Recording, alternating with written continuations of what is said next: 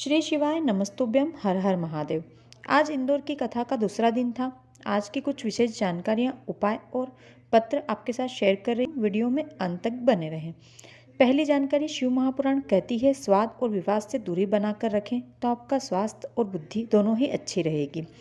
अगली जानकारी, जब भी आप गाड़ी में बैठे हों और भीख मांगने वाला आपकी गाड़ी के कांच को बजाकर यदि भीख मांगता है तो आप उसे कुछ दें या न दें, लेकिन उस वक्त महादेव को दिल से धन्यवाद अवश्य दें कि आपने मुझे इसकी जगह खड़ा नहीं किया है, तेरी कृपा से मैं आज गाड़ी में बैठा हूँ।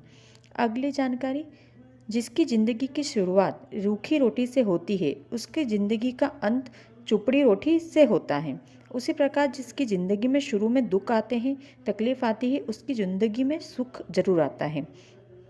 अगली जानकारी, गुरुजी ने कहा है हमारा मन ताला है और भक्ति उस ताले की चाबी है। हमारे मन में मोह कामना रूपी जंग लग जाती है। जब ये जंग लगती है तो भक्ति की चाबी से हमारे मन का ताला नहीं खुलता है। जब जंग ज़्यादा हो जाए तो उसे शिव महापुराण के में उस मन ताले को डुबकी लगवा दें, ताला खुद ब खुद खुल जाएगा।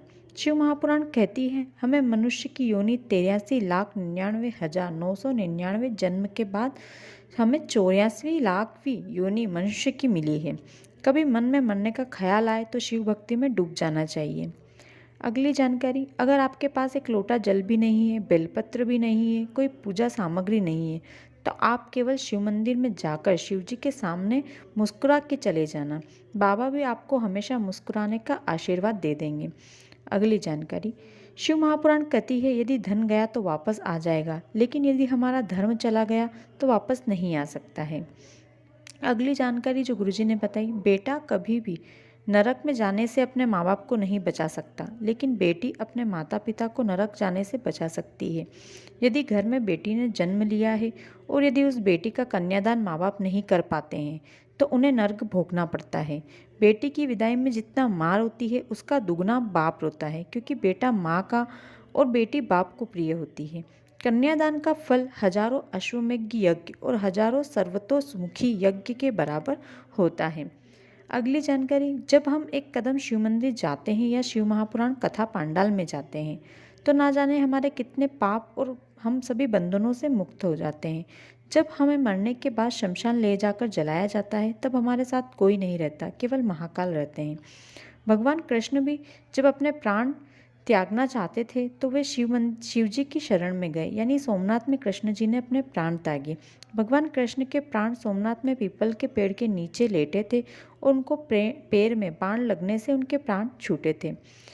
अगला, जब चंद्रदेव को काया का रोग हो गया तब उन्होंने महादेव का शिवलिंग बनाकर उस शिवलिंग की पूजा की।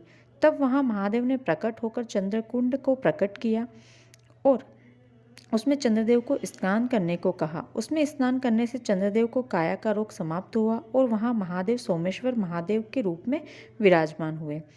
अगली जानकारी, शिव महापुराण में ये कहीं नहीं लिखा है कि शिव जी पर जल चढ़ाने से, बेलपत्र चढ़ाने से या दूध चढ़ाने से वैकुंठ धाम जाओगे, लेकिन शिव महापुराण यह कहती है कि यदि हमने पिछले जन्म में कोई पाप किया है या हमारी ज़िंदगी में कोई कष्ट चल रहा है तो हमें उससे मुक्ति अवश्य मिल जाती है।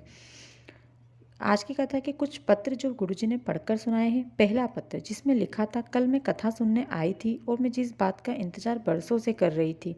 मैं बहुत समय पहले रेलवे की परीक्षा दी थी, लेकिन उस परीक्षा का रिजल्ट कभी आना ही नहीं था, वो कैंसिल हो चुकी थी। लेकिन गुरुजी कल जब मैंने कथा सुनी और कल कथा सुनने के बाद जैसे ही मैं घर गई तो उस एग्ज़ाम का रिजल्ट आ चुका था। मैं उस रिजल्ट में पास भी हो गई थी। दूसरा पत्र, जिसमें लिखा था गुरुजी पिछली बार जब इंदौर में कथा हुई थी तो कथा के पंडाल में बैठकर कथा सुनते हुए मैंने अपनी बच्ची की सगाई नहीं हो रही थी। मैंने उसकी कुंडली कई पंडितों को दिखाई तो उन्होंने मुझे बताया कि उसकी कुंडली में दोष है और उसकी सगाई या शादी अभी नहीं हो सकती। जब मैं कथा पंडाल में बैठी तो मैंने कहा, गुरु बाबा से प्रार्थना की। कहते हैं कि आप 3 महीने में कामना पूरी करते हैं और गुरुजी आज 3 महीने बाद जब कथा हो रही है तो मेरी बेटी की सगाई 2.5 महीने में ही रिश्ता पक्का हो गया। तीसरा पत्र जो गुरु इसमें लिखा था, गुरुजी मेरे 15 साल के बेटे का लिवर खराब हो गया था, काम नहीं कर रहा था, ये अंतिम पड़ाव पर है, डॉक्टर ने ऐसा कह दिया था। हमने उसकी रिपोर्ट कई बड़े हॉस्पिटल में भी दिखाई, कोई हॉस्पिटल उसे एडमिट नहीं कर रहा था। डॉक्टर का कहना था इसका इलाज नहीं हो सकता, आप पैसे बर्बाद कर रहे हैं, आप इसे घर ले जाइए। हमारे बहुत कहने पर डॉक्टर ने उसे 2 दिन के लिए एडमिट कर लिया। मैंने मेरी सहेली को कॉल किया तो उसने मुझे कुबेरेश्वर धाम का रुद्राक्ष दिया और उसका जल शिवजी को चढ़ाकर झेलकर बेटे को देने को कहा, लेकिन डॉक्टर ने कुछ भी देने से मना कर दिया था। पर डॉक्टर से हाथ जोड़कर प्रार्थना करने पर वे मान गए और आधी से भी कम चम्मच झेला हुआ जल बच्चे को दिया। उसके बाद जब जांच होकर रिपोर्ट आई तो डॉक्टर ने कहा बच्चे का लीवर 50% काम करने लगा है, इसके बच्चे बचने की उम्मीद है। फिर हमने 1-2 बार और जल चढ़ाकर झेलकर पिलाया। आज मेरा बच्चे का लीवर 100% काम कर रहा है और मेरा बेटा बिल्कुल ठीक है। यहाँ मैं उसे धोग लगाने आई हूँ। ये थी आज की कथा की कुछ विशेष जानकारियाँ, पत्र और उपाय जो आज की कथा में गुरुजी ने बताए थे।